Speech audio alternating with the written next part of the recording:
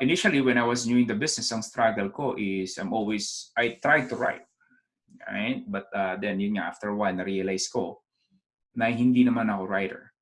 And then, one thing, of course, na na-realize ko rin, that it is not really the product, but it is your ability to market and sell. Ibig sabihin, kahit na maganda yung product mo, if you cannot market and sell it, then not a lot of people can reach your book, then you cannot really help a lot of people. So you have to ability to market and sell it. Because once you're done with that, because here's the thing, guys, lagi pong uulitin sa inyo, what I'm sharing you guys sa IBMC, and some of my students already made millions. Because once they learn how to market and sell, think about it, you can sell pretty much anything. Video course, audiobook, online program, even seminar if you wanted to, webinars, like unlimited. Wait, before you go, do not forget to click that red subscribe button below. Appreciate it. Thank you for watching.